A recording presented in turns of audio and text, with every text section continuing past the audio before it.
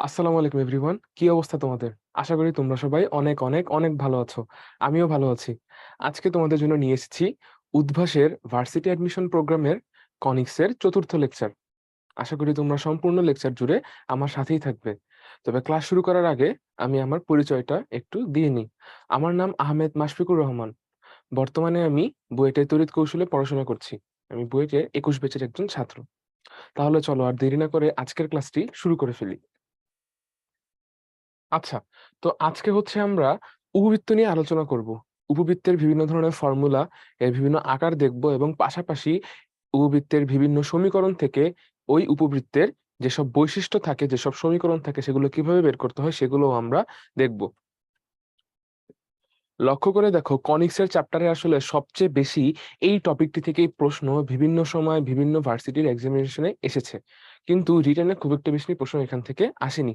যা এসেছে পুরোটাই ছিল আমার এমসিকিউ বেসড এবং রিসেন্টলি কিন্তু হচ্ছে এখান থেকে বেশ ভালো ভালোই কোশ্চেন আসছে। যেমন ২১-২২-এ অনেকবার এসেছে। তারপরে তোমার ২২-২৩-এও কিন্তু জিএসটিতে এখান থেকে একটি প্রশ্ন এসেছে।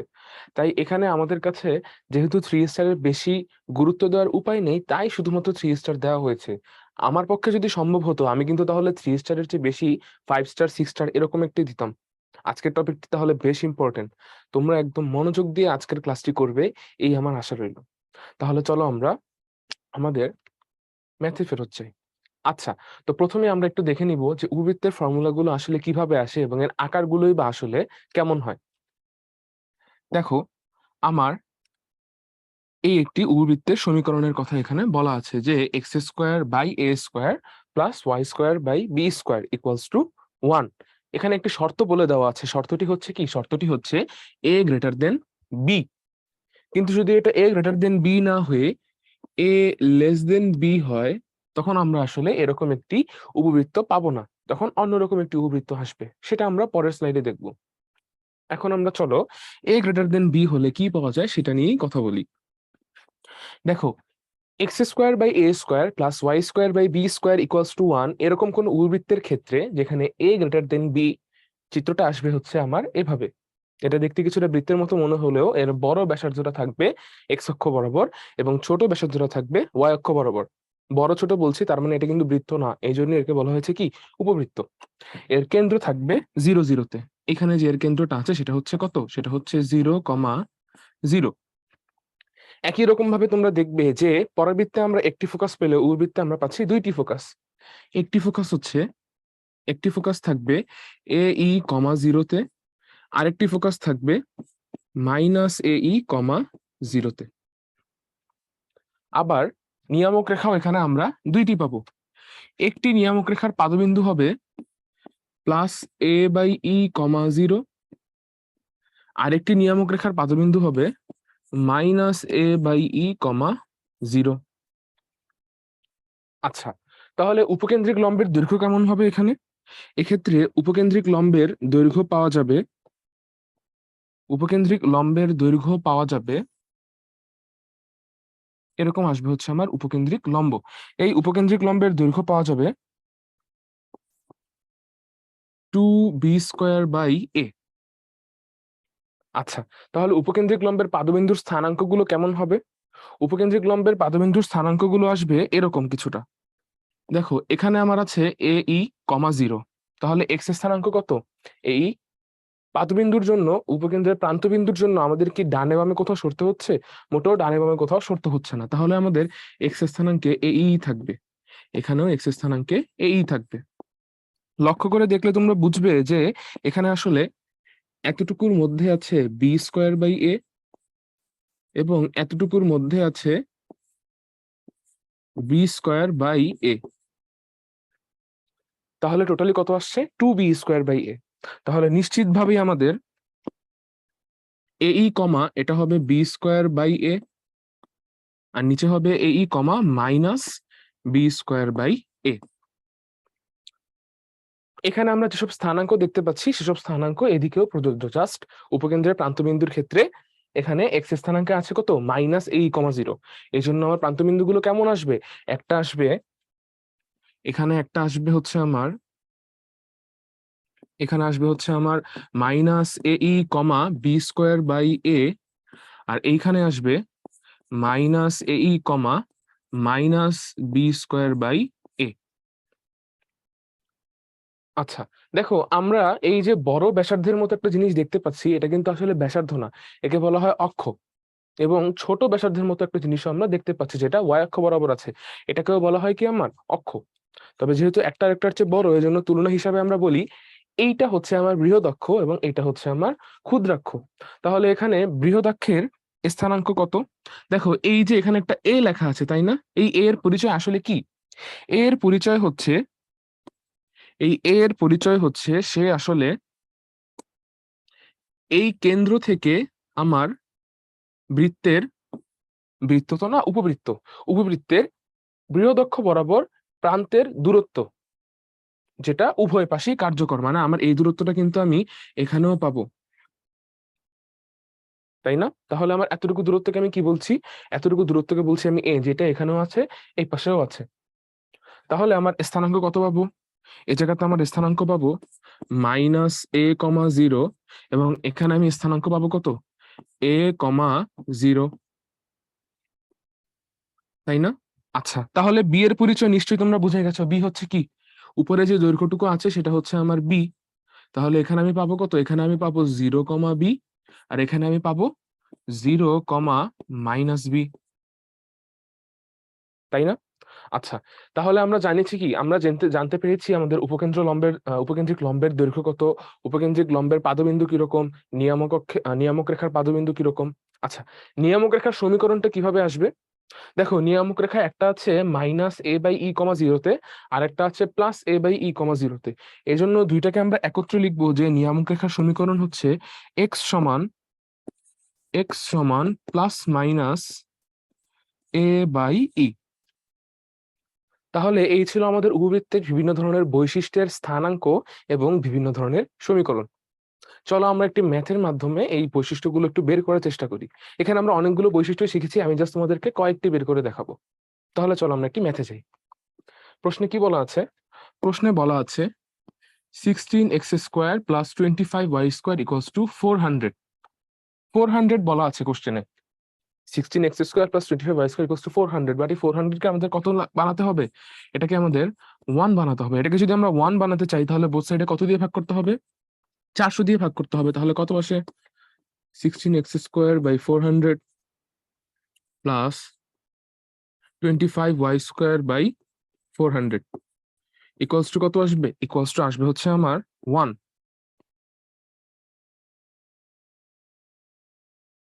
তাহলে আমার এবার জিনিসটা কিসের ফরম্যাটে আসছে?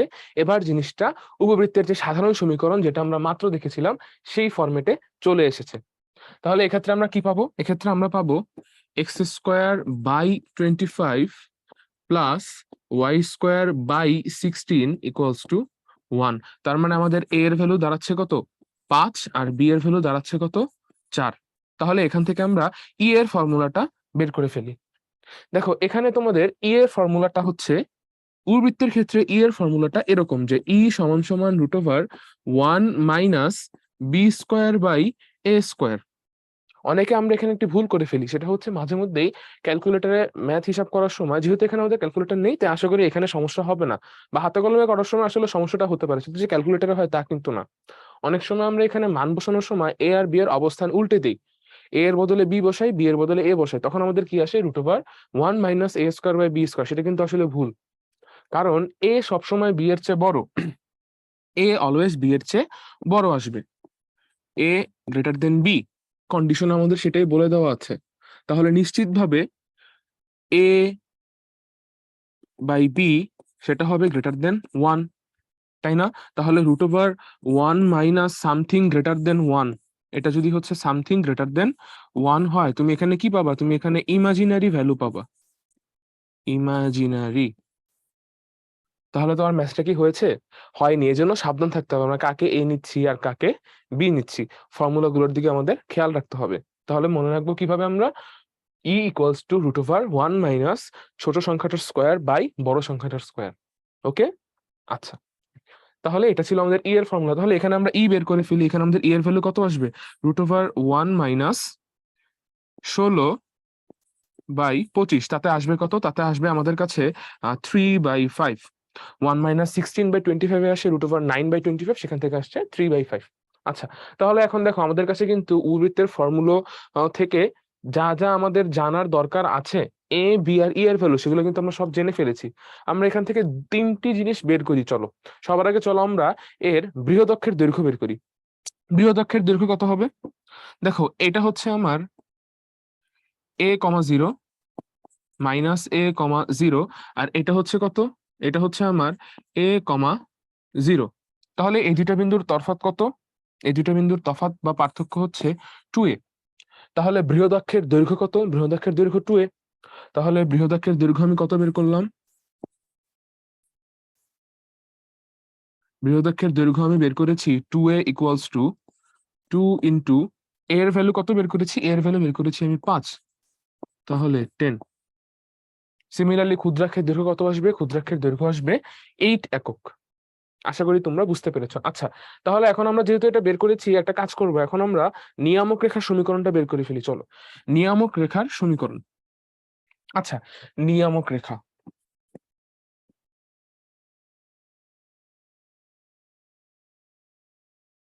নিয়ামকের সমীকরণ এখন আমরা বের করব। আচ্ছা, নিয়ামকের সমীকরণের ফর্মুলা কি ছিল? নিয়ামকের সমীকরণের ফর্মুলা ছিল x সমান +- a/e।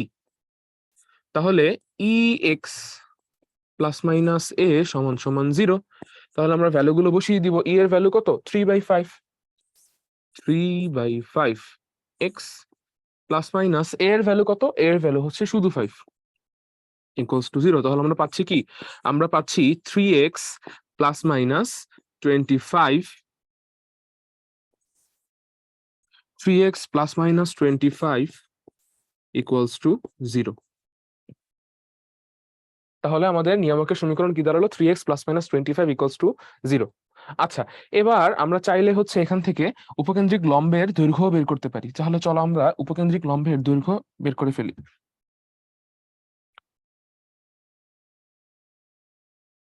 আচ্ছা, উপকেন্দ্রিক লম্বের দৈর্ঘ্য তোমরা কিন্তু পরীক্ষার খাতে এভাবে লিখবে না আমার মতো ল দই, তোমরা কিন্তু পুরোটা লিখবে। উপকেন্দ্রিক লম্বের দৈর্ঘ্য কত আসবে আমাদের কাছে? 2b²/a। বি এর ভ্যালু আমরা বের করেছিলাম কত? বি এর ভ্যালু আমরা বের করেছিলাম, লক্ষ্য করে দেখো, 4। তাহলে এটা আসবে 2 ইন্টু 4²/5। তাতে আসছে কত? তাতে আসছে 32/5। তাহলে উপকেন্দ্রিক লম্বের দৈর্ঘ্য 32/5। এভাবে চাইলে আমরা সবগুলো বৈশিষ্ট্যই বের করে ফেলতে পারি। আশা করি তোমরা বুঝতে পেরেছো কিভাবে উপবৃত্তের ফর্মুলাগুলো অ্যাপ্লাই করতে হয়। তাহলে চলো আমরা পরবর্তী স্লাইডে চলে যাই। আচ্ছা, লক্ষ্য করে দেখো, তোমাদের আমি বলেছিলাম যে a b হলে আমার উপবৃত্তের চিত্র দেখতে একরকম আসবে এবং তার জন্য ফর্মুলা একরকম হবে। a<b হলে আরেক রকম হবে। আসলে পরাবৃত্তের ক্ষেত্রে আমরা যেভাবে সমীকরণ দুটোকে দেখে আলাদা করতে পারতাম, চিত্র কিভাবে হয়, ফর্মুলাগুলো কিরকম আলাদা আসে, উপবৃত্তের সমীকরণ থেকে সরাসরি সেটা বোঝা সম্ভব হবে না যদি না তুমি a আর b এর মধ্যে তুলনা করো। লক্ষ্য করে দেখো, এখানেও কিন্তু আমাদের ফর্মুলাটা কি আছে? x² / a² +y² / b² = 1। কিন্তু এখানে জাস্ট একটা ছোট্ট তফাৎ আছে, সেটা হচ্ছে কি? সেটা হচ্ছে a<b। তার মানে আমার আগে যেখানে এক্স অক্ষ বরাবর ব্যাসার্ধটা বড় ছিল, এখন সেখানে এক্স অক্ষ বরাবর ব্যাসার্ধটা কি হয়ে গেছে? ছোট হয়ে গেছে। আর আগে যেখানে আমার ওয়াই অক্ষ বরাবর ব্যাসার্ধটা ছোট ছিল, সেটা এখন কি হয়ে গেছে? সেটা এখন বড় হয়ে গেছে। তার মানে আগে এক্স যে সকল বৈশিষ্ট্য ধারণ করত, এখন ওয়াই সে সকল বৈশিষ্ট্য ধারণ করে, এবং ওয়াই যে সকল বৈশিষ্ট্য ধারণ করত, এখন এক্স সে সকল বৈশিষ্ট্য ধারণ করে। তার মানে আলটিমেটলি দাঁড়াচ্ছে কি? পরাবৃত্তের ক্ষেত্রে মনে করে দেখো, আমরা কি বলেছিলাম? আমরা বলেছিলাম যে y² = 4ax এর ক্ষেত্রে যেই ফর্মুলাগুলো থাকে, সেখানে যদি আমরা বিন্দুগুলো এমন পাই a, b, এবং কোন সমীকরণ যদি এমন পাই x = a, সেটা x² = 4ay। x² = 4ay এর ক্ষেত্রে কিরকম দাঁড়াবে? x² = 4ay এর ক্ষেত্রে দেখা যাবে যে আমার a, b হয়ে যাবে b, a, তাই না? একই রকম ভাবে x = a, এটা হয়ে যাবে কি? এটা হয়ে যাবে y = a। এভাবে পরিবর্তন করেছিলাম, মানে x এর জায়গায় y আর y এর জায়গায় x, x স্থানাঙ্কের জায়গায় y স্থানাঙ্ক, y স্থানাঙ্কের জায়গায় x স্থানাঙ্ক। পাশাপাশি x এর বৈশিষ্ট্যের জন্য এবং y এর বৈশিষ্ট্যের জন্য তাদের সাথে সম্পর্কিত জিনিসগুলোকে নিতে হবে। আচ্ছা, লক্ষ্য করে দেখো পরাবৃত্তের সমীকরণে আমাদের ধ্রুবক পদ শুধুমাত্র একটিই ছিল, সেটা হচ্ছে কত? এ। কিন্তু এখানে আমাদের ধ্রুবক পদ কয়টি? ধ্রুবক পদ দুইটি, একটি হচ্ছে এ, আরেকটি হচ্ছে বি। তোমরা স্পষ্টভাবেই বুঝতে পারছো যে এক্স এর সাথে সম্পর্ক কার আছে? এ এর আছে, এবং ওয়াই এর সাথে সম্পর্ক আছে বি এর। তার মানে পরবর্তীতে যদিও সব জায়গায় আমরা এই ব্যবহার করতাম, মানে আমাদের এই ধ্রুবক পদটার কোনো পরিবর্তন হতো না, এখানে কিন্তু পরিবর্তন হবে। এ লেস দেন বি হলে আমরা ওয়াই কে প্রাধান্য দিব, মানে ফর্মুলাগুলো ওয়াই এর সাথে সম্পর্কিত হবে, এবং সেখানে আমরা বি কে ব্যবহার করব এ এর জায়গায় এবং এ কে ব্যবহার করব বি এর জায়গায়।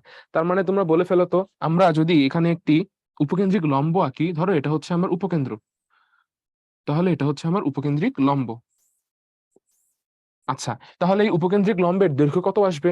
দেখো আগের বার এসেছিল কত? 2b² by a। তাহলে এক্ষেত্রে উপকেন্দ্রিক লম্বের দৈর্ঘ্য আসবে কত? 2a² বাই b, তাই না? একই রকম ভাবে আমাদের আগের বারে উপকেন্দ্রের অবস্থান কোথায় ছিল? উপকেন্দ্রের অবস্থান ছিল AE,0 আর -AE,0। তাহলে এটা এখন কি হয়ে যাবে? 0,BE, 0,-B। এটা হয়ে যাবে কি? 0,BE, আর এটা হবে কি? 0,-BE, তাই না? আচ্ছা, তাহলে নিয়ামকের সমীকরণ কেমন দাঁড়াবে? দেখো নিয়ামকের সমীকরণ আগে ছিল কি? x সমান +-AE। তাহলে এক্ষেত্রে নিয়ামকের সমীকরণ কি দাঁড়াবে? এক্ষেত্রে নিয়ামকের সমীকরণ দাঁড়াবে y সমান -BE, y সমান -B/E, এবং এখানে দাঁড়াবে কি? y সমান +B/E।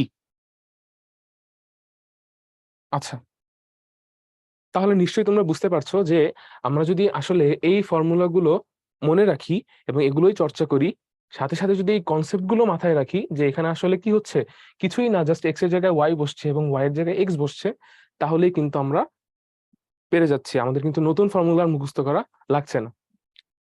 আচ্ছা, এখানে বলা হয়েছে x² by 9 plus y² by 16 = 1 সমীকরণ থেকে বিভিন্ন উপাদান নির্ণয় করো। আমরা এখানে জাস্ট দুইটা জিনিস বের করব। এখানে আমরা বৃহদাক্ষের দৈর্ঘ্য বের করব, এবং হচ্ছে সাথে আমরা উৎকেন্দ্রিকতা বের করব, জাস্ট তোমাদেরকে তুলনাটা বোঝানোর জন্য। বাকি ম্যাথটা তোমরা নিজেরাই পারবে। তাহলে চলো আমরা দেখি এর উৎকেন্দ্রিকতার ফর্মুলা কি আসবে। লক্ষ্য করে দেখো এখানে কিন্তু আমাদের উৎকেন্দ্রিকতার ফর্মুলা কি? E সমান √1 মাইনাস, কি বলেছিলাম? এখানে a এর জায়গায় b বসবে আর b এর জায়গায় a বসবে, তাহলে কত হবে? 1 মাইনাস a²/b², তাই না? আচ্ছা, তাহলে বলো এখানে আমাদের উৎকেন্দ্রিকতা কত হবে? এখানে আমি দেখতে পাচ্ছি যে a² আসবে কত? 3। যেহেতু a²=9, a আসবে হচ্ছে 3, এবং b² = 16, এই জন্য b আসবে হচ্ছে 4। কম্পেয়ার করে আমি দেখছি কি? কম্পেয়ার করে আমি দেখছি a লেস দেন হচ্ছে b, a less than b। তার মানে এটা আসলে আমাদের এই দ্বিতীয় ফরম্যাটে আছে। তাহলে এখানে আমাদের e এর ভ্যালু কত আসবে? e এর ভ্যালু আসবে √1 মাইনাস a²/b²। দেখো আমি যে বলেছিলাম √1 মাইনাস ছোটটা হয় বড়টা, সেটা কিন্তু এখানেও প্রযোজ্য, কারণ এবার a ছোট আর b বড়। তাহলে কত আসলো? e সমান √1 মাইনাস 9/16। তাতে আসলো কত? তাতে আসলো হচ্ছে √7/16, আলটিমেটলি দাঁড়াচ্ছে কত? √7/4, তাই না? দেখো আমাদের a এর ভ্যালু হচ্ছে এখানে 3, b এর ভ্যালু হচ্ছে আমাদের 4। তাহলে 1/9/16, তাতে আসবে √7/16, তাতে আসবে কত? √7/4। তাহলে এটা হচ্ছে আমাদের e এর ভ্যালু। এবার ধরো হচ্ছে আমরা এর উপকেন্দ্রিক লম্বের সমীকরণ বের করতে যাচ্ছি। এই হচ্ছে আমার উপকেন্দ্রিক লম্ব, এই হচ্ছে আমার উপকেন্দ্রিক লম্ব, এই উপকেন্দ্রিক লম্বের সমীকরণ বের করতে যাচ্ছি। তাহলে সেটা কি হবে? দেখো উপকেন্দ্রিক লম্বের সমীকরণ আসবে হচ্ছে y সমান সমান +-BE। কি আসবে? আগে ছিল কত? উপকেন্দ্রিক লম্বের সমীকরণ x সমান +-AE, এখন সেটা কত হয়ে গেছে? y সমান +-BE। তাহলে কত আসলো? আসলো হচ্ছে y সমান +-b এর ভ্যালু কত বের করেছি আমরা? 4, আর e এর ভ্যালু বের করেছি √7/4। তাহলে আসলো হচ্ছে y সমান +-√7। আশা করি তোমরা বুঝতে পেরেছো।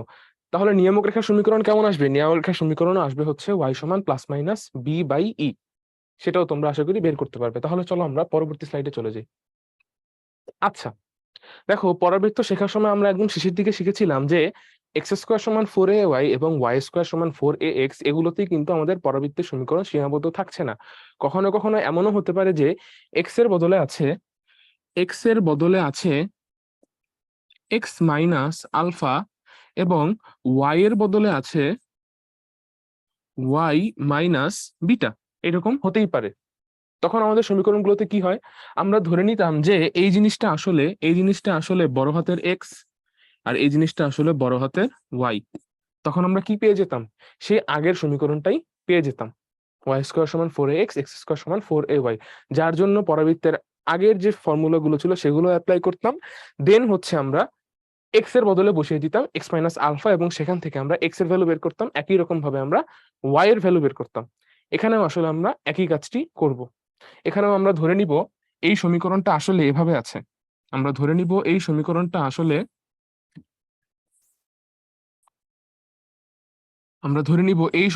আসলে আছে এরকম ভাবে যে x square by a square plus Y square by b square equals to 1।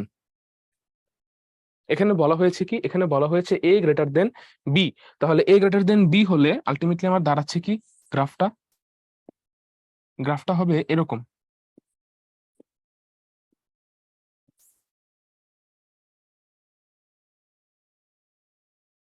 এখানে থাকবে হচ্ছে আমার বৃহদাক্ষ আর এদিকে থাকবে হচ্ছে আমার ক্ষুদ্রাক্ষ। তাহলে আমার দাঁড়াবে কিরকম, দাঁড়াবে হচ্ছে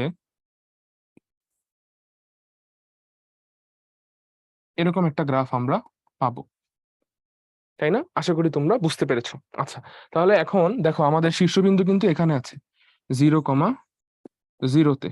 বাট আমাদের এই নতুন যে উপবৃত্তটি পাচ্ছি যেটার বৃহদাক্ষ, এটা হচ্ছে আমার কি বৃহদাক্ষ, এটি হচ্ছে আমার বৃহদাক্ষ। এই বৃহদাক্ষ কার সমান্তরাল, এক্স অক্ষের সমান্তরাল।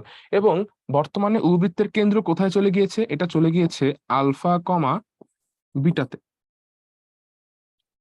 তাহলে আমাদের বৃহদাক্ষের সমীকরণ কি দাঁড়াচ্ছে, বৃহদাক্ষের সমীকরণ দাঁড়াচ্ছে ওয়াই সমান বিটা এবং ক্ষুদ্রাক্ষের সমীকরণ কি দাঁড়াচ্ছে, ক্ষুদ্রাক্ষের সমীকরণ দাঁড়াচ্ছে এক্স সমান আলফা, তাই না? আচ্ছা, তো এই ধরনের বৈশিষ্ট্যগুলো ব্যবহার করে আমরা আসলে আগের মতোই এই ধরনের জটিল উপবৃত্ত থেকেও বিভিন্ন ধরনের বৈশিষ্ট্য এবং সমীকরণ বের করতে পারবো। চলো আমরা একটি ম্যাথ দেখি। আচ্ছা, এখানে বলা হয়েছে ওয়াই অক্ষের সমান্তরালের কথা, যেটা হচ্ছে জাস্ট এটার মতোই ঘটনাগুলো।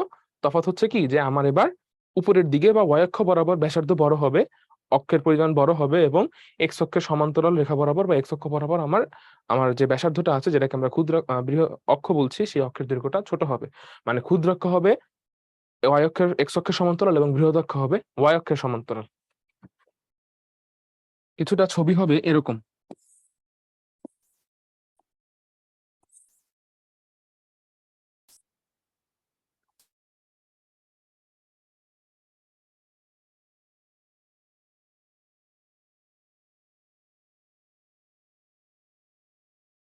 আচ্ছা, দেখো এই জিনিসটা হচ্ছে আমার এভাবে আসবে। দেখো এটার ক্ষেত্রে কিন্তু এখন আর আমার আহ আমি যদি হচ্ছে এখানে একটি দেই, আমি যদি এখানে চেষ্টা করি এটার অক্ষ আকার,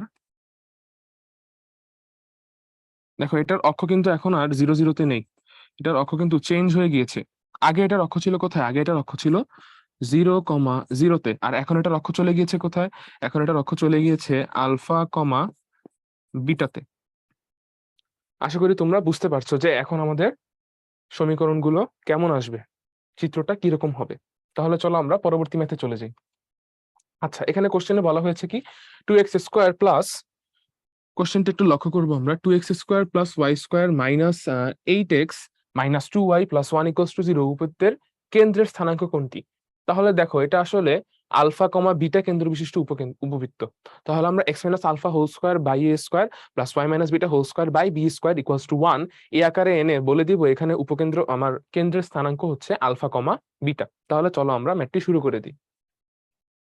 কত বলা আছে, এখানে বলা আছে 2x² minus 2x² minus 8x, বলা আছে কত 2x² minus 8x plus Y square minus 2y equals to 1। তাহলে 2x² যদি আমি কমন নিই এখান থেকে 2, এখানে দাঁড়াচ্ছে x² মাইনাস 4x, আর x² মাইনাস 4x কে আমাদের কি করতে হবে, পূর্ণবর্গতে পরিণত করতে হবে, এই জন্য তার সাথে আমরা একটি 4 যোগ করে দিব। তাহলে কত আসবে, plus Y square minus 2y। Y square minus 2y কে যদি আমি পূর্ণবর্গ করতে চাই তাহলে তার সাথে আমাকে 1 যোগ করতে হবে। তাহলে এখানে আমি যোগ করে দিলাম 1। তাহলে এই পাশে আমার থাকছে কত? এই পাশে আমার থাকছে আচ্ছা, প্লাস 1টা যখন এই পাশে চলে যাবে এটা আসলে -1 হয়ে যাবে।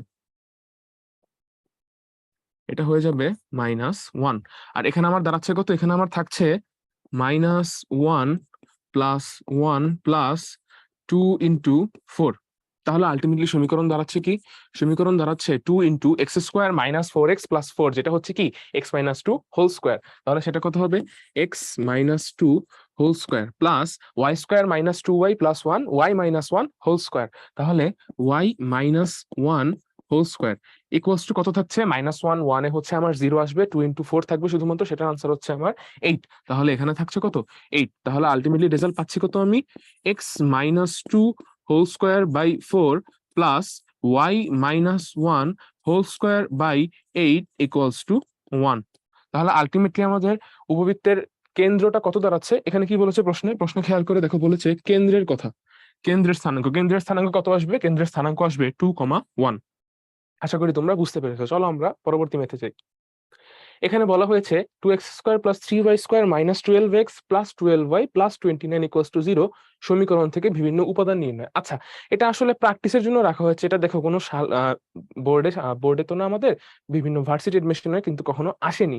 রিটেনে সাধারণত এই ধরনের প্রশ্ন দেওয়া হয়, এগুলো এমসিকিউর প্রশ্ন না, কারণ প্রশ্নগুলো বেশ বড়। আমি জাস্ট তোমাদেরকে এখানে কিভাবে সমীকরণটিকে প্রমিত আকারে সাজিয়ে আনতে হয় সেটি দেখাবো। এরপর তোমরা চাইলে এখান থেকে বিভিন্ন ধরনের উপাদান বের করাকে প্র্যাকটিস হিসেবে গ্রহণ করতে পারো। তবে এই সমীকরণটি একটু খেয়াল রাখো, কিছুক্ষণ পরে একটি অবজেক্টিভে আমরা এই সমীকরণটিকে কাজে লাগাবো। তাহলে চলো এটাকে আমরা প্রমিত আকারে নিয়ে আসি। কি বলা হয়েছে প্রশ্নে? প্রশ্নে বলা হয়েছে 2x² minus 12x plus 3y² plus 12y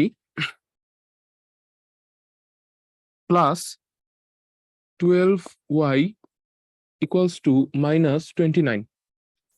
আমি x² এর কাছ থেকে একটি 2 কমন নিয়ে নিচ্ছি। তাহলে আমার কাছে থাকবে কত? আমার কাছে থাকবে x² মাইনাস 6x। আর x² মাইনাস 6x কে যদি আমি পূর্ণবর্গ করতে চাই, আমার কত যোগ করতে হবে? সাথে সাথে যোগ করতে হবে হচ্ছে 9। এখানেও আমরা 3 কমন নিয়ে নিব y² এর কাছ থেকে। তাহলে আমার কাছে থাকবে কত? 12y এর 4y প্লাস 4y। আচ্ছা, তাহলে আমি এখান থেকে কত কমন নিয়েছি? 3 কমন নিয়েছি। এবার আমার কাছে আসছে কত? y² plus 4y। y² plus 4y কে যদি আমি পূর্ণবর্গ করতে চাই তাহলে আমার যোগ করতে হবে 4। তাহলে আমি এর সাথে 4 যোগ করে দিচ্ছি। আচ্ছা, এবার লক্ষ্য করো, আমরা বাম পাশে আকাশ থেকে এনে কিছু যোগ বিয়োগ করেছি। বাম পাশে আকাশ থেকে এনেছি আমি 2 ইন্টু 9 কে এবং 3 ইন্টু 4 কে। এই যে আমি আকাশ থেকে আনলাম, এটাকে আমার সমতা করতে হবে। সমতা করার জন্য আমি ডান পাশেও যোগ করে দিব 2 ইন্টু 9, তার সাথে যোগ করে দিব আমি 3 ইন্টু 4 কে। তাহলে আলটিমেটলি আমার দাঁড়াচ্ছে কি? x² মাইনাস 6x প্লাস 9 থেকে আমি কি পাবো? আমি পাবো x মাইনাস 3 হোল স্কোয়ার। একই রকম ভাবে y² প্লাস 4y প্লাস 4 থেকে আমি কি পাবো? আমি পাবো y plus 2 whole square. y plus 2 whole square equals to কত আসবে? এখানে আছে আমার -29। আচ্ছা, এটা আমি সরাসরি হিসাব করে একবারে লিখি। আমার কাছে আছে হচ্ছে 2 ইন্টু 9 এ আসবে হচ্ছে আমার কাছে 18, তার সাথে 2 ইন্টু 9 হচ্ছে 18, তার সাথে 3 ইন্টু 4, তাহলে দাঁড়াচ্ছে আমার কাছে 12 প্লাস 18, সেটা আসবে 30। আর 30 মাইনাস 29 করলে আমার কাছে আসবে হচ্ছে 1। তার মানে এখানে আলটিমেটলি আছে শুধুমাত্র 1। তাহলে এটা আসলে দেখতে এরকম আসবে যে x minus 3 whole square by 1/2। এটা বাঁকা হয়ে গেছে, আমি আরেকবার লিখে ফেলি। আসবে কত? x minus 3 whole square by 1/2 plus y plus 2 whole square by 1/3 equals to 1। ঠিক আছে?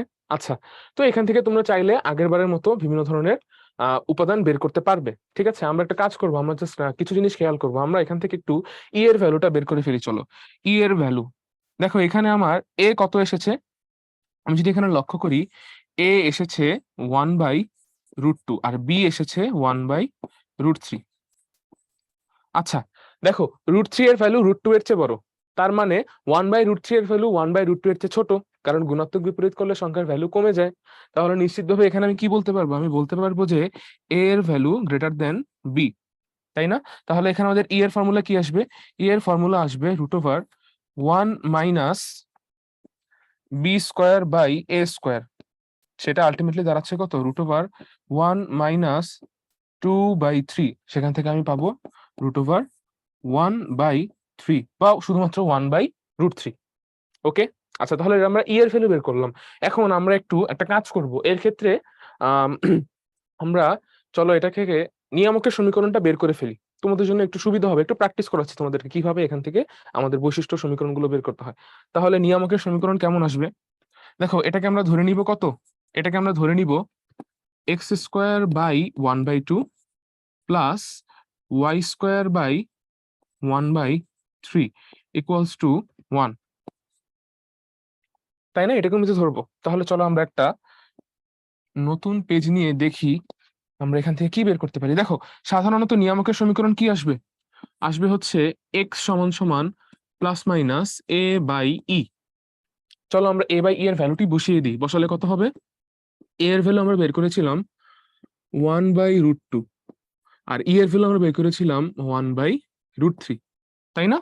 তাহলে আলটিমেটলি আমার দাঁড়াচ্ছে কত? আমার আলটিমেটলি দাঁড়াচ্ছে এটার ভ্যালু আসবে প্লাস মাইনাস √3/√2। এই তো, আচ্ছা। কিন্তু এবার বলো তো তোমরা আমাকে, এই যে আমরা এখানে বড় হাতের এক্স লিখেছি আর আমাদের ছোট হাতের এক্স কোঅর্ডিনেট, দুটা কি একই? না। এই এক্স তো আসলে এই এক্স না, এক্স আসলে কত? এক্স আসলে কত ছিল আমাদের এখানে? ছিল x-3। তার মানে এটা হবে x-3 equals to plus minus √3/√2। তাহলে দাঁড়াচ্ছে কি?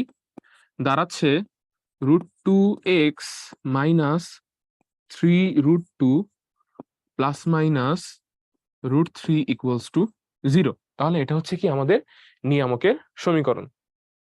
এরকম ভাবেই তোমরা অন্যান্য বৈশিষ্ট্য এবং সমীকরণগুলো বের করতে পারবে। ধরতে হবে আমাদের x-3 কে বড় হাতের এক্স, y+2 কে বড় হাতের ওয়াই। কিন্তু যখন আমরা সমাধান করব তখন মাথায় রাখবো কি, এক্স তো আসলে এক্স না এবং ওয়াই তো আসলে ওয়াই না। তাহলে চলো আমরা পরবর্তী ম্যাথে চলে যাই। আচ্ছা, এতক্ষণ ধরে আমরা যে বিভিন্ন ধরনের ফর্মুলা, জ্যামিতিক চিত্র দেখেছি, সকল ধরনের উপবৃত্তের ক্ষেত্রে, মোট 4 ধরনের উপবৃত্তের ক্ষেত্রে, সেগুলো এখানে একটি সামারি আকারে দেওয়া আছে। লক্ষ্য করে দেখো, তোমাদের আরেকবার একটু মনে করিয়ে দিই। যখন আমার a b, তার ক্ষেত্রে বৃহদাক্ষের দৈর্ঘ্য হয় 2a, কিন্তু a b হলে বৃহদাক্ষের দৈর্ঘ্য হয় 2b। এর মানে আসলে কি? দেখো, x এর সাথে a রিলেটেড, y এর সাথে b রিলেটেড। এখন যেহেতু এই a b হলে সবকিছু x এর প্রাধান্য বেশি, এই জন্য আমরা বৃহদাক্ষ ধরি কাকে? 2a কে। এবং y আমার যখন হচ্ছে a<b হয়, তখন আমরা কাকে প্রাধান্য দিই? y কে সাধারণত প্রাধান্য দিচ্ছি, এই জন্য কি হয়ে গেছে? এটা বৃহদাক্ষের দৈর্ঘ্য 2b হয়ে গেছে। একই রকম ভাবে দেখো, উপকেন্দ্র যেখানে আগে ছিল প্লাস মাইনাস a,0, b<a হলে সেটা হয়ে যায় কি 0, প্লাস মাইনাস be। আশা করি তোমরা কম্পারিজনটা বুঝতে পেরেছো।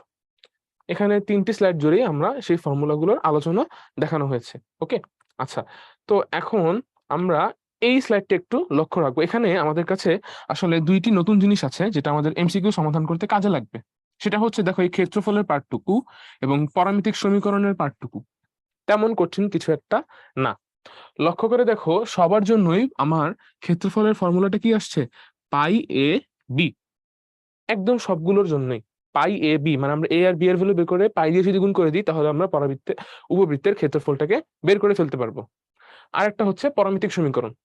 লক্ষ্য করে দেখো, সবার ক্ষেত্রে পরামিতিক সমীকরণ কিন্তু আসলে একই রকম। সেটা হচ্ছে কত? এক্স সমান a cos থিটা এবং ওয়াই সমান b sin থিটা। এ এর ভ্যালু বি এর চেয়ে বড় হোক বা এ এর ভ্যালু বি এর চেয়ে ছোট হোক না কেন, ফর্মুলা কিন্তু আমার সেমই থাকছে। এজন্য আমার থিটা এর যে ভ্যালুটা, সেটাও কিন্তু একই থাকছে। সেটা কত? tan inverse of A Y by BX. tan inverse of A Y by bx.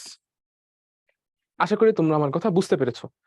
অপর পাশের যে লাস্টের একদম শেষে যে 2টি আছে, এই যে এই ফর্মুলাগুলো, এই ফর্মুলাগুলো, এটার ক্ষেত্রে আসলে আমরা জানি অলরেডি যে এখানে এক্স আসলে এক্স না, এক্স আসলে কত?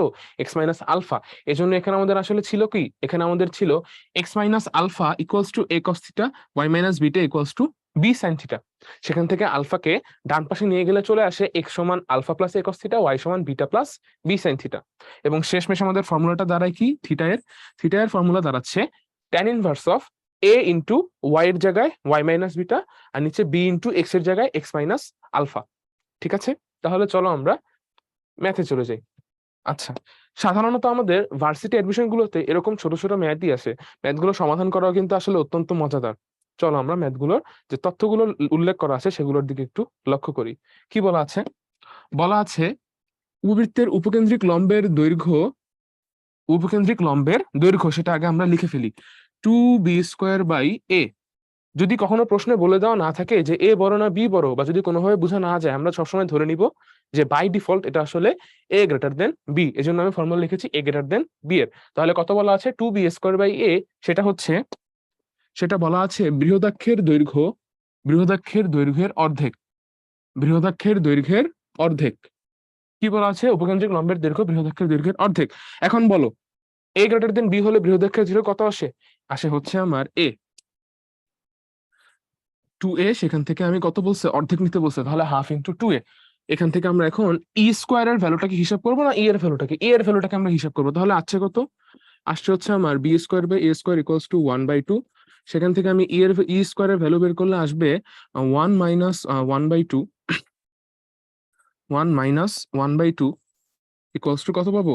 1/2ই পাবো। তাহলে আলটিমেটলি আমাদের এর ভ্যালু বেরোচ্ছে কত? 1/√2, যেটা হচ্ছে আমাদের 1/√2, বি নাম্বার অপশন।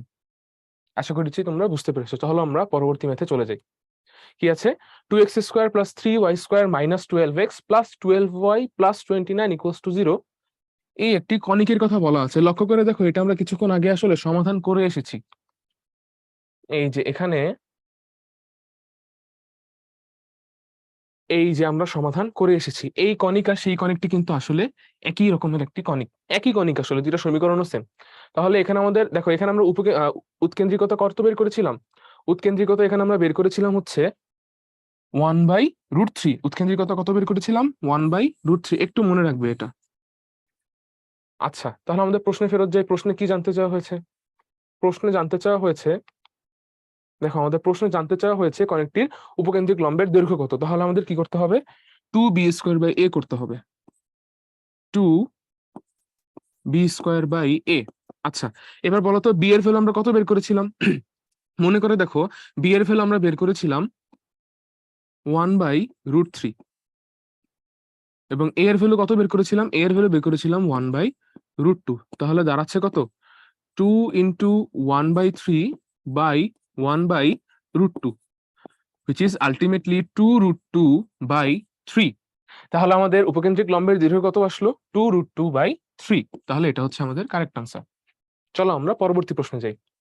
কি বলা আছে? ক্ষুদ্রাক্ষের দৈর্ঘ্যের 3 গুণ বৃহদাক্ষ বিশিষ্ট। আচ্ছা, আমরা একটু হাইলাইট করি কি কি বলা আছে। বলা আছে ক্ষুদ্রাক্ষের দৈর্ঘ্যের 3 গুণ দৈর্ঘ্যের বৃহদাক্ষ বিশিষ্ট উপবৃত্তের উৎকেন্দ্রিকতার জন্য কোনটি সত্য? আচ্ছা, উৎকেন্দ্রিকতা রিলেটেড একটা জিনিস। আর বলা আছে যে ক্ষুদ্রাক্ষের দৈর্ঘ্যের 3 গুণ দৈর্ঘ্য হচ্ছে বৃহদাক্ষের। ক্ষুদ্রাক্ষের দৈর্ঘ্যের 3 গুণ দৈর্ঘ্য হচ্ছে বৃহদাক্ষের। আমরা বাই ডিফল্ট ধরে নিচ্ছি a গ্রেটার দেন বি। তাহলে ক্ষুদ্রাক্ষের দৈর্ঘ্য কত আসে? ক্ষুদ্রাক্ষের দৈর্ঘ্য আসে 2b, কিন্তু তার 3 গুণ করলে কত পাওয়া যায়? তার 3 গুণ করলে পাওয়া যাবে আমার বৃহদাক্ষকে। তার মানে 2b × 3 = 2a। এখান থেকে আমি কি বলতে পারি? এখান থেকে আমি বলতে পারি b/a = 1/3। সেখান থেকে আমি বলতে পারি b²/a² = 1/9। সেখান থেকে আমি বলতে পারি 1 - b²/a² = 1 - 1/9। এবং শেষমেশ আমি বলতে পারি e² = 8/9। তাহলে e² ভ্যালু কত আসে? 8/9। তাহলে আমাদের সঠিক উত্তর হচ্ছে ডি নাম্বারটি।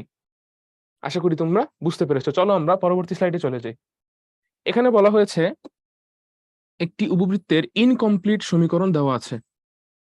এই ধরনের ইনকমপ্লিট সমীকরণ দেওয়া থাকলে সবসময় খেয়াল করবে উপবৃত্তটি যে বিন্দুটি দিয়ে যায় সেই বিন্দুর কথাও উল্লেখ করা আছে।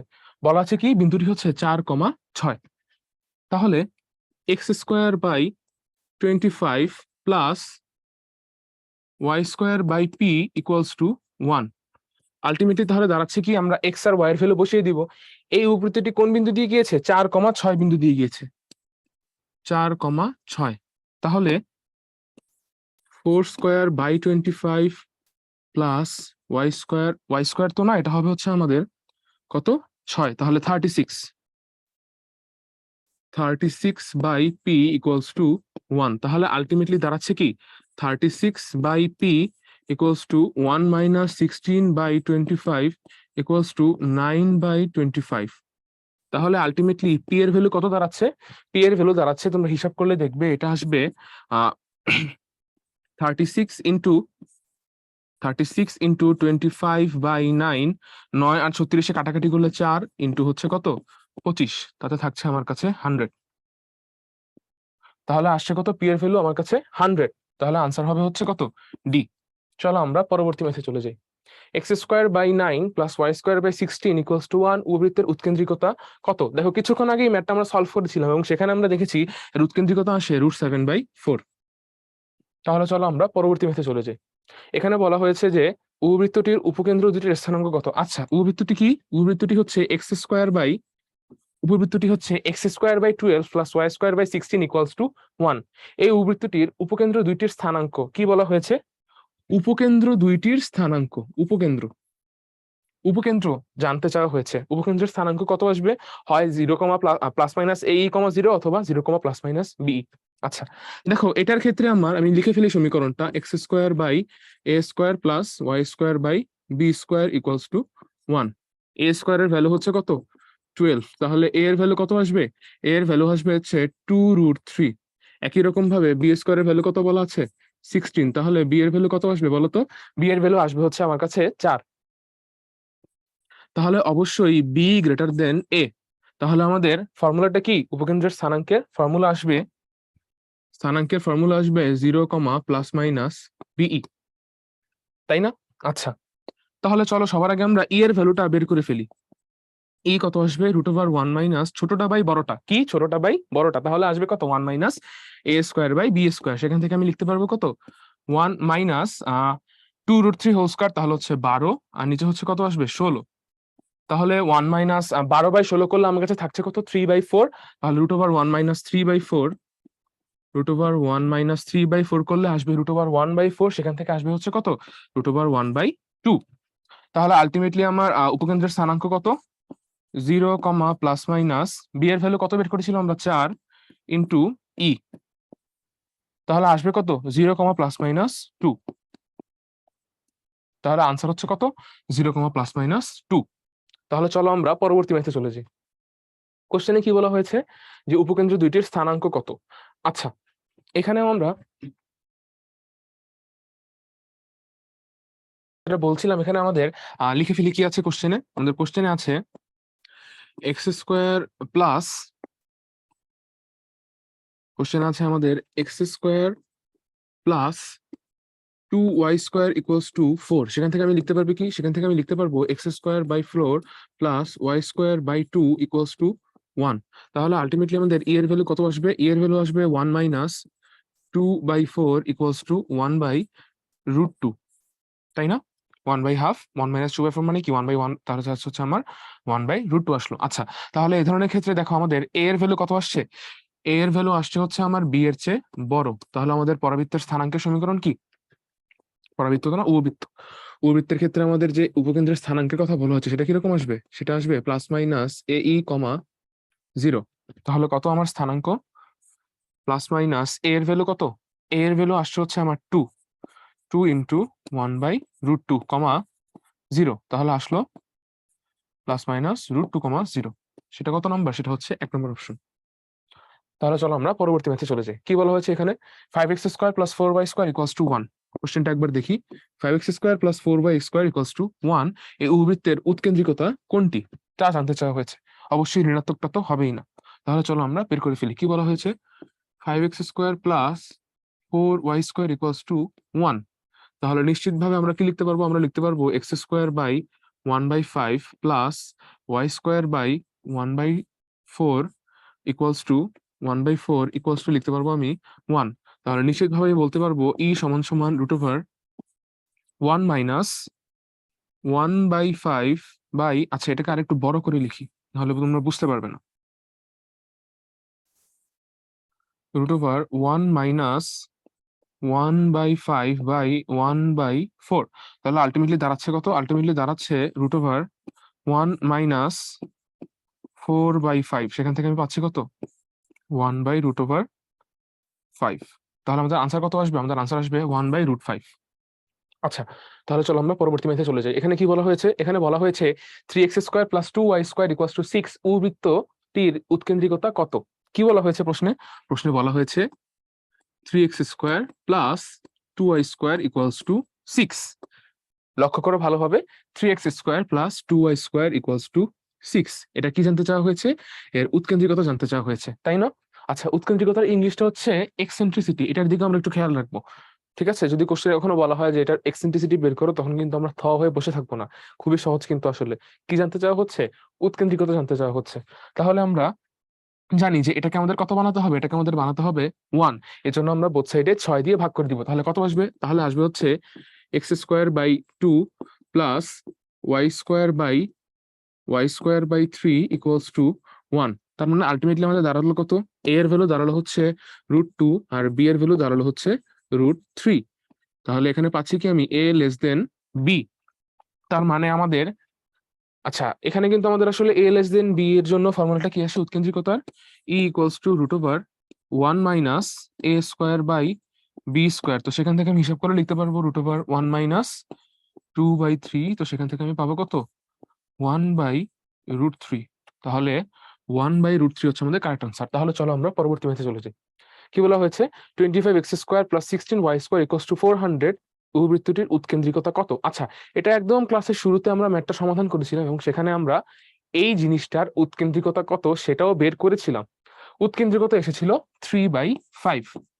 উৎকেন্দ্রিকতা এসেছিল কত? উৎকেন্দ্রিকতা এসেছিল 3/5। তাহলে চলো আমরা পরবর্তী ম্যাথে চলে যাই। 9x² + 4y² = 36। খেয়াল করে দেখো কি বলা হচ্ছে? 9x² + 4y² = 36 এর উপকেন্দ্রিক লম্বের দৈর্ঘ্য কত? মানে কত জানতে চাওয়া হয়েছে? জানতে চাওয়া হয়েছে 2a² / b এর ভ্যালু। আচ্ছা, তাহলে চলো আমরা সমীকরণটি সমাধান করি। 9x² + 4y² = 36, বাট 36 কে আমাদের কত বানাতে হবে? 1 বানাতে হবে। এজন্য আমরা কি করব? এজন্য আমরা বোথ সাইডে 36 দিয়ে জিনিসটাকে ভাগ করে দিব। ভাগ করলে কত আসে? এখানে আসবে হচ্ছে আমার কাছে x² আর এখানে আসবে আমার কাছে y²/9 কত পাবো আমি? পাবো আমি 1। তাহলে আমাদের এখানে a এর ভ্যালু কত আসলো? a এর ভ্যালু আসলো হচ্ছে 2 এবং b এর ভ্যালু আসলো হচ্ছে 3। তার মানে এখানে b > a, তাই না? তাহলে এখানে উপকেন্দ্রিক লম্বের দৈর্ঘ্যের ফর্মুলাটা কি আসবে? ফর্মুলাটা আসবে 2a² / b কত হবে? 2 a এর ভ্যালু কত আসছে? 2। তাহলে 2² আর b এর ভ্যালু কত আসছে? 3। তাহলে আমি কত পাচ্ছি?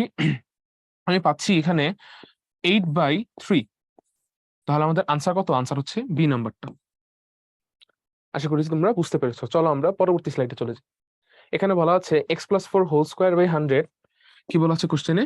x+4² / 100 plus y-2² / 64 = 1। x+4² / 100 plus y-2² / 64 = 1। এই উপবৃত্তের উৎকেন্দ্রিকতা কত? আমি এখানে খুব ডিটেইলে তোমাদেরকে বলেছি, করেছি, তারপর সমাধান করেছি, তাই না? কারণ এখানে আসলে আমাদের x² / a² + y² / b² = 1 এই ফরম্যাটে ছিল না। কিন্তু যদি এই ফরম্যাটে থাকে, আদৌ কি আমাদের a বড় না b বড় সেদিকে তাকানোর দরকার আছে? আসলেই নেই। আমরা কি করব? আমরা তো জানি উৎকেন্দ্রিকতা ফর্মুলা কি? e = √1 - ছোটটার স্কয়ার বাই বড়টার স্কয়ার। কিছুটা শর্টকাটের মতো তোমরা এটা মাথায় রাখতে পারো, তাই না? এটার স্কয়ার হবে। তাহলে আমাদের কি বসাবো? এখানে মান বসিয়ে দেই। কত আছে? ছোটটা কত? আমার হচ্ছে 64 আর বড়টা কত? 61।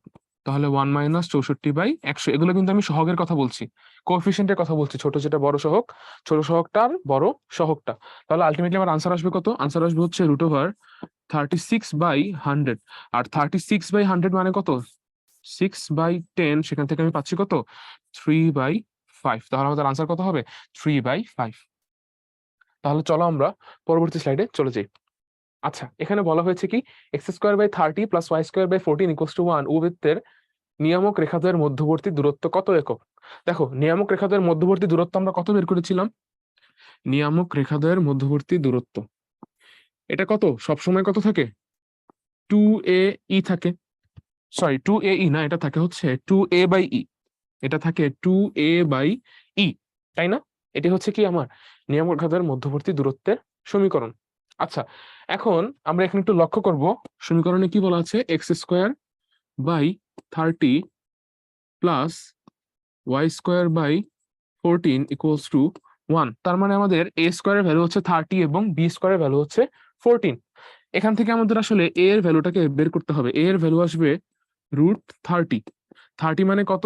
30 মানে হচ্ছে 5 × 6, মানে 2 × 3 × 5, মানে কাউকেই কিন্তু তুমি বর্গমূল করতে পারছো না। আচ্ছা, তাহলে আমাদের কি করতে হবে? এটাকে আসলে এভাবেই রেখে দিতে হবে, এটা √30 থাকবে। ওকে, আচ্ছা, কিন্তু আমরা তো ই এর ভ্যালু বের করতে পারি, তাই না? ই এর ভ্যালু কত আসবে? ই এর ভ্যালু আসবে √1 - 14/30। 14/30 করলে আমার আনসার কত আসবে? √1 - তো আমরা করে ফেলেছি, তাহলে এখানে আসবে কত? এখানে আসবে হচ্ছে 16/30। 16/30। আচ্ছা, 16/30 করলে আমি আসলে চাইলে এভাবে রেখে দিতে পারি যে 4/√30। 4/√30। ওকে, আচ্ছা, তাহলে এখানে আমাদের নিয়ামক রেখা দুইটির মধ্যবর্তী দূরত্ব কত হবে? নিয়ামক রেখা দ্বয়ের মধ্যবর্তী দূরত্ব আসবে হচ্ছে আমার 2 ইন্টু a/e। এর ভ্যালু কত? √30 বাই ই এর ভ্যালু কত? 4/√30। তাহলে দাঁড়াচ্ছে কত? ইকুয়ালস টু দাঁড়াচ্ছে, এটা হচ্ছে আমার 2a/e।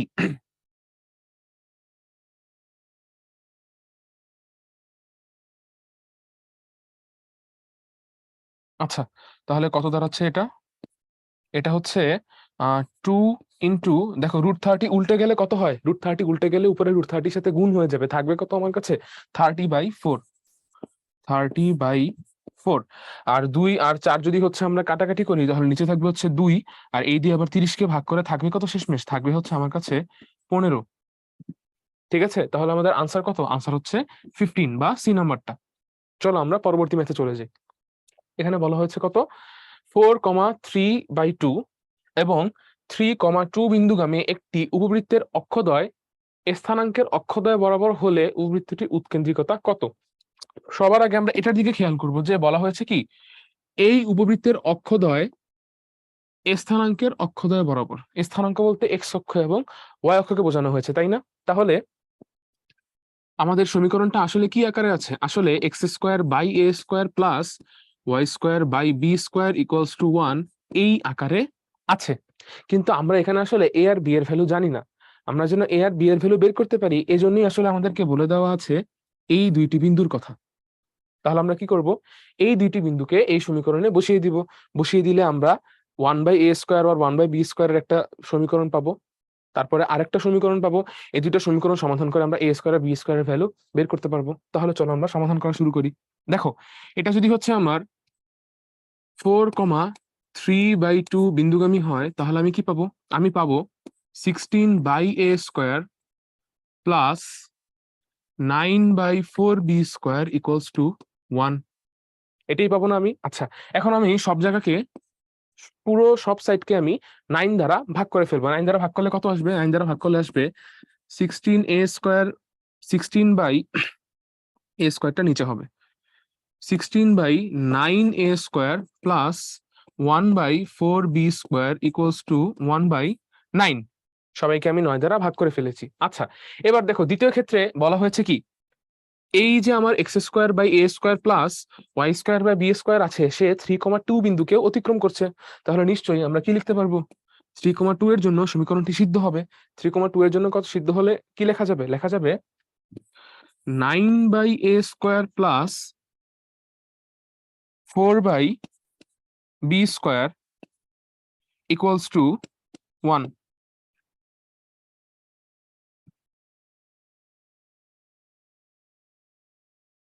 আচ্ছা, তাহলে এখানে মনে হয় হচ্ছে আমাদের আরেকটু সুবিধা হতো কাজটা করলে। সেটা যদি হচ্ছে আমরা দেখো বোথ সাইডে 9 দিয়ে ভাগ করেছি। 9 দিয়ে ভাগ করার পাশাপাশি এটাকে যদি আমরা একটু 16 দিয়ে গুণ করে ফেলি, তাহলে সুবিধা হবে।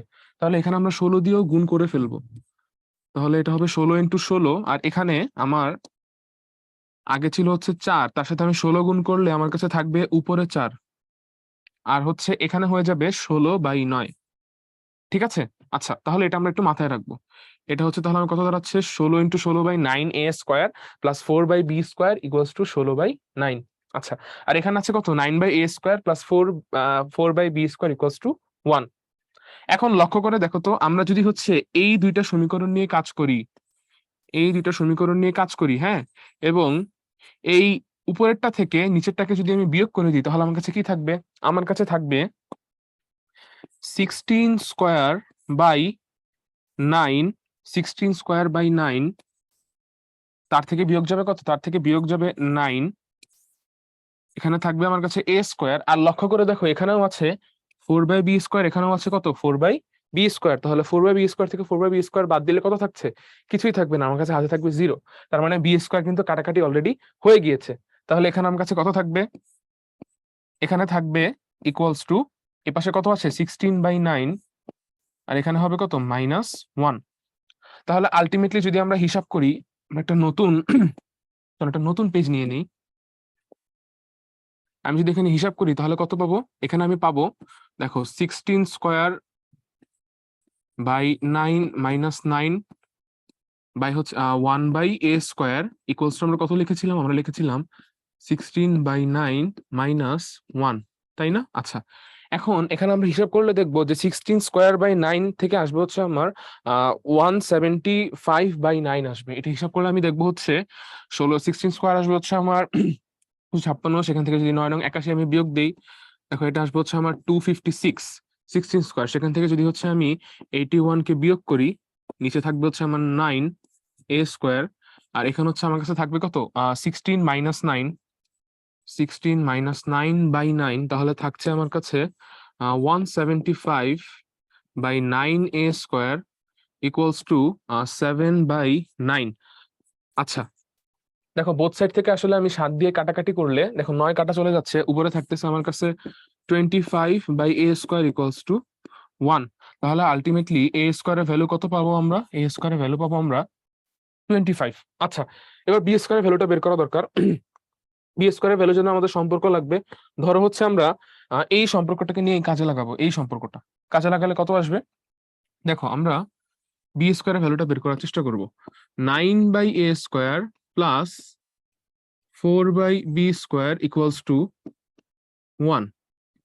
a² এর ভ্যালু আমরা কত বের করেছি? 25। তাহলে 9/25 প্লাস 4/b² ইকুয়ালস টু 1। দেখো আরেকবার একটু বলে দিই, এখানে a² ভ্যালু কত বের করেছিলাম আমরা? 25 বের করেছিলাম। সেই 25 কে এবার আমরা যদি এই জায়গাতে বসিয়ে দিই, তাহলে সমীকরণটা কেমন হবে? সমীকরণটা হবে 9/25 প্লাস 4/b² ইকুয়ালস টু 1। তাহলে আলটিমেটলি আমি কি পাচ্ছি? আমি পাচ্ছি 4/b² ইকুয়ালস টু 1 মাইনাস 9/25, যেটা হচ্ছে আমার কত? যেটা হচ্ছে 16/25। তো সেখান থেকে আমি লিখতে পারবো b² এর ভ্যালু কত? b² এর ভ্যালু আসবে আমার 25/16 ইন্টু 4, যেটা হচ্ছে আমার 100। ওকে, আচ্ছা, তো কোশ্চেনে আমার কি জানতে চাওয়া হয়েছে সেটা একটু দেখতে চাই। আচ্ছা, এটা 100 হবে না, এটা হবে 25/4। দেখো এখানে আমার আছে কত?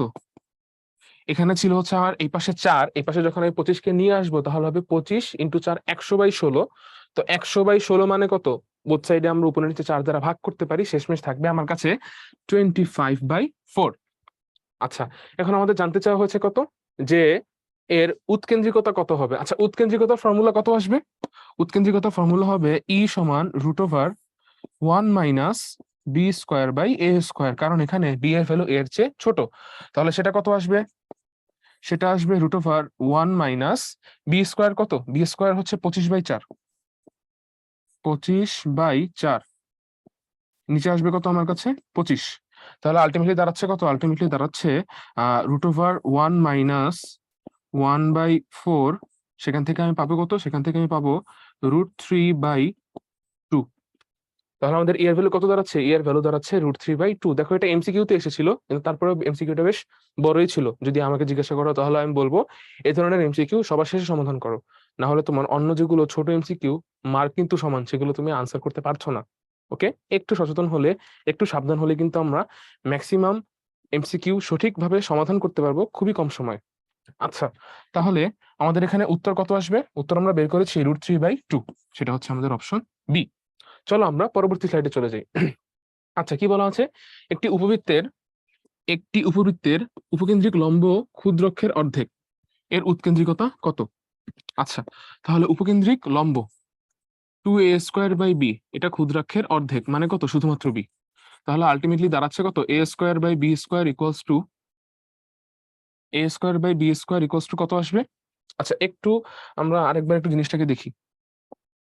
কি বলা আছে কোশ্চেনে? কোশ্চেনে বলা আছে উপকেন্দ্রিক লম্বে ক্ষুদ্রক্ষের অর্ধেক। আচ্ছা, উপকেন্দ্রিক লম্ব সাধারণত আমরা 2b² বাই a ধরি, কারণ আমরা বাই ডিফল্ট ধরে নেই কি a হচ্ছে b এর চেয়ে বড়। তাহলে 2b² বাই a ক্ষুদ্রাক্ষের ফর্মুলা কি?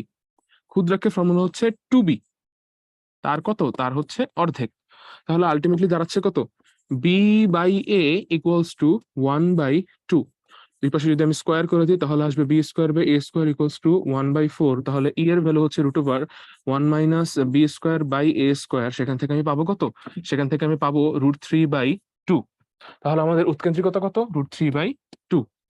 চলো আমরা পরবর্তী ম্যাথে চলে যাই। কি বলা আছে, কোন ত্রিভুজের শীর্ষবিন্দুগুলো x² বাই 9 + y² বাই 16। আগে এটা একেই ফেলি। কি বলা আছে, x²বাই 9 প্লাস, আচ্ছা দেখো এখানে a এর ভ্যালু আসলে এটা হচ্ছে আমার a², আর এটা হচ্ছে আমার b²। তার মানে নিশ্চয়ই a এর ভ্যালু b এর চেয়ে ছোট। তাহলে উত্তরটা দেখতে কিরকম হবে? উত্তরটা দেখতে হবে এরকম।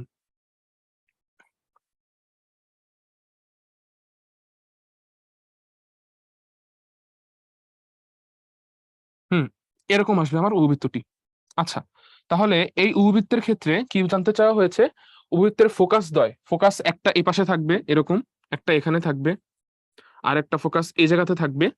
হুম, এবং বলা হয়েছে কি মূল বিন্দু থাকবে এখানে। আচ্ছা, তোমরা অলরেডি জানো যে আমাদের এইরকম উপবৃত্তের ক্ষেত্রে ফোকাস গুলো আসলে ওয়াই অক্ষের উপরেই থাকবে, আবার মূল বিন্দু ওয়াই অক্ষের উপরেই আছে। তার মানে এই ত্রিভুজটার ক্ষেত্রে, যেই ত্রিভুজের কথা বলা হয়েছে, এই ত্রিভুজের ক্ষেত্রে তিনটা বিন্দুই আসলে একই রেখার উপর অবস্থান করছে, এই একই রেখার উপরে অবস্থান করছে। তাহলে তুমি ক্ষেত্রফল কত পাবা? 0 পাবা। তাহলে আনসার কত হবে? ডি নাম্বারটা আনসার। চলো আমরা পরবর্তী ম্যাথে চলে যাই। কি বলা হয়েছে, px² + 4y² = 1 উপবৃত্তটি +-1, 0। px² + 4y² = 1 উপবৃত্তটি +-1, 0 বিন্দু দিয়ে যায় উপবৃত্তের অক্ষ দুইটির দৈর্ঘ্য কত? তাহলে চলো আমরা মান বসিয়ে দিব সরাসরি। p ইন্টু +-1, তাহলে 1 হোল স্কোয়ার, প্লাস মাইনাস বসালেও সমস্যা নেই, কারণ সেটা আলটিমেটলি প্লাস বসাও মাইনাস বসাও 1ই হয়ে যাবে। +4y², y এর ভ্যালু কত? 0। তাহলে 0² = কত আসবে? 1 আসবে। 1 আসবে। তাহলে আলটিমেটলি আমরা কত লিখতে পারছি? পি এর ভ্যালু কত আসে? 1 আসে। তার মানে সমীকরণটা আসলে কত? সমীকরণটা হচ্ছে x² + 4y² = 1। সেটা আসলে কি? সেটা হচ্ছে x²/1 প্লাস y²/1/4 = 1। তাহলে আমি a এর ভ্যালু কত বের করব? a এর ভ্যালু বের করব 1, b এর ভ্যালু বের করব 1/2। তাহলে অক্ষের দৈর্ঘ্য কত আসবে? একটা আসবে হচ্ছে আমার 2a, 2a আসবে কত? 2 একক। আরেকটা আসবে কত? 2b, 2b আসবে কত? 1 একক। তাহলে আমার আনসার কত? 2 ও 1। আনসার কত আসবে? 2 ও 1। নিশ্চয়ই তোমরা বুঝতে পেরেছো। চলো আমরা পরবর্তী ম্যাথে চলে যাই। আচ্ছা, 9x² + 16y² = 144 উপবৃত্তের x অক্ষ এবং y অক্ষের ঋণাত্মক দিকের খণ্ডিত অংশের দৈর্ঘ্য কত? চলো এটাকে আমরা চিত্র আঁকার মাধ্যমে সমাধান করি। আচ্ছা, এখানে a বড় না b বড় হবে? যদি এটাকে আমরা একটু লিখে ফেলি তাহলে কি আসবে? 9x² + 16y² = 144। তো পরের লাইনে আমি দেখতে পাবো যে x²/16 plus y²/16 plus y²/9 = 1, তাই না? আচ্ছা, তার মানে আলটিমেটলি দাঁড়াচ্ছে কি আমাদের a এর ভ্যালুটা b এর চেয়ে বড় হবে, এই তো? তাহলে আমি এটাকে এইভাবে আঁকতে পারবো। হ্যাঁ, আমরা এরকম একটা উপবৃত্ত পাবো। ওকে, আচ্ছা, তো এই উপবৃত্তের ক্ষেত্রে কি বলা হয়েছে? এই উপবৃত্তের ক্ষেত্রে দেখো আমাদের এই দিকে থাকবে হচ্ছে b একক, আর b এর ভ্যালু হচ্ছে কত? 3। সেটা এইদিকেও থাকবে, b এর ভ্যালু হচ্ছে কত? 3। সিমিলারলি এই দিকে থাকবে হচ্ছে আমার 4 একক, যেটা আমার এই দিকেও থাকবে। ঠিক আছে? তাহলে এখন কোশ্চেনে জানতে চাওয়া হয়েছে কি? কোশ্চেনে জানতে চাওয়া হয়েছে এক্স অক্ষ এবং ওয়াই অক্ষের ঋণাত্মক দিকের খণ্ডিত অংশের দৈর্ঘ্য। আচ্ছা, দৈর্ঘ্য তো কখনো ঋণাত্মক হইতে পারে না, তো আলটিমেটলি আমার এটা আনসার হবে কত, যে এক্স অক্ষের দিকে আছে কত 4 একক এবং ওয়াই অক্ষের দিকে আছে কত, সেটা হচ্ছে আমার 3 একক। তাহলে আনসার হবে আমাদের 4,3। অক্ষ বরাবর যেহেতু খণ্ডিত অংশের দৈর্ঘ্য কথা বলা হয়েছে, তাহলে আনসার হবে কত, 4,3। এটি হচ্ছে আমাদের আনসার। তাহলে চলো পরবর্তী প্রশ্নে আমরা চলে যাই। কি বলা হয়েছে, আচ্ছা এটা আমরা কিছুক্ষণ আগেই সলভ করেছিলাম এবং সেখান থেকে সলভ করে দেখেছি পি এর ভ্যালুটা আসলে কত আসে, পি এর ভ্যালুটা আসে হচ্ছে 100। তাহলে সমীকরণটা আসলে কি দাঁড়ায়, সমীকরণটা দাঁড়ায় x square by 100 plus Y square by 25 equals to 1। কিছুক্ষণ আগে আমরা সলভ করেছিলাম, খেয়াল আছে, সেখানে ছিল আমার x square by p plus Y square by 25 equals to 1। উপবৃত্তটি যদি 6,4 বিন্দু দিয়ে যায় তাহলে পি এর মান কত। একই প্রশ্নে আমাদের এখন জানতে চাওয়া হয়েছে উৎকেন্দ্রিকতার মান কত। ঠিক আছে, তো আমরা ওইখান থেকেই মানটাকে একটু ধার নিয়ে আসলাম। পি এর মান বের করেছিলাম কত, আমরা 100 বের করেছিলাম। আচ্ছা তাহলে আমরা এবার একটু ই এর ভ্যালুটা বের করতে চাই। ই এর ভ্যালু কত আসবে, ই এর ভ্যালু আসবে √1 মাইনাস ছোটটা বাই বড়টা, সেখান থেকে করলে কত আসবে 25/100। তো সেখান থেকে আসবে হচ্ছে 75/100। 75/100 25 দিয়ে যদি উপরে নিচে আমি কাটাকাটি করি থাকবে কত, √3/4। তাহলে আলটিমেটলি আসছে কত, √3/2। তাহলে আনসার কত হবে, √3/2। চলো আমরা পরবর্তী ম্যাথে চলে যাই। 4x² + 9y² = 36 উপবৃত্তটি দ্বারা আবদ্ধ ক্ষেত্রে ক্ষেত্রফল কত। আচ্ছা এটাকে যদি আমি সাজিয়ে লিখি তাহলে আসবে x²/9 প্লাস y²/4 = 1। কিভাবে করেছি, বোথ সাইডে আমি 36 দিয়ে ভাগ করে দিয়েছি। তাহলে a এর ভ্যালু কত আসলো, a এর ভ্যালু আসলো হচ্ছে 3, b এর ভ্যালু আসলো হচ্ছে 2। তাহলে এরিয়া কত আসবে, এরিয়া আসবে হচ্ছে আমার পাই এ বি, তাই না, এরিয়া আসবে হচ্ছে কত পাই এ বি। সেটা কত 2 × 3 × পাই, সেটা হচ্ছে কত 6 পাই বর্গ একক, 6 পাই বর্গ একক। সেটা হচ্ছে সি নাম্বার অপশন। তাহলে চলো আমরা পরবর্তী প্রশ্নে চলে যাই। বলা হচ্ছে কি x²/144 প্লাস y²/169 = 1 উপবৃত্তটির উপকেন্দ্র দুইটির স্থানাঙ্ক কত। আচ্ছা দেখো, আমরা এই লেকচার জুড়ে পুরোটাই আসলে উপবৃত্তের বিভিন্ন ধরনের বৈশিষ্ট্য বের করা শিখেছি এবং দেখেছি। এতক্ষণ ধরে বারবার আসলে আমরা উপকেন্দ্র, উপকেন্দ্রিক লম্বের দৈর্ঘ্য, ই এর ভ্যালু এগুলো বের করে এসেছি। এখানেও আসলে তোমরা সেভাবে চাইলে বের করতে পারবে। আমি জাস্ট এটার আনসারটা দাগিয়ে দিচ্ছি, তোমরা নিজেদের মতো করে এটা একটু সমাধান করে ফেলবে। ওকে, এটার আনসার হবে হচ্ছে 0, ±5। ঠিক আছে, তাহলে চলো আমরা পরবর্তী স্লাইডে চলে যাই। আচ্ছা এখানে কোশ্চেনে বলা হয়েছে কি, কোশ্চেনে বলা হয়েছে যে x²/2 + y²/3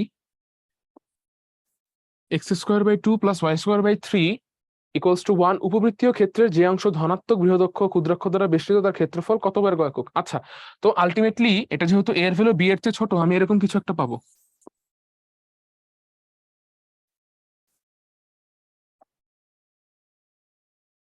হুম, এরকম কিছু একটা আমার কাছে আসবে। এখন দেখো আমাদের যেই ক্ষেত্রফলটা বের করতে হবে সেটা হচ্ছে এরকম, এই পার্টটুকু, এই পার্টটুকুর ক্ষেত্রফল আমাদের জানতে চাওয়া হয়েছে। ঠিক আছে, তাহলে সেটা আসলে কত হবে, পুরো যে ক্ষেত্রফলটা আছে তার 4/1 তাহলে আনসার কত আসবে, আনসার আসবে হচ্ছে আমার, দেখো এখানে আমরা অলরেডি বুঝতে পারতেছি যে a এর ভ্যালু হচ্ছে √2, b এর ভ্যালু হচ্ছে √3।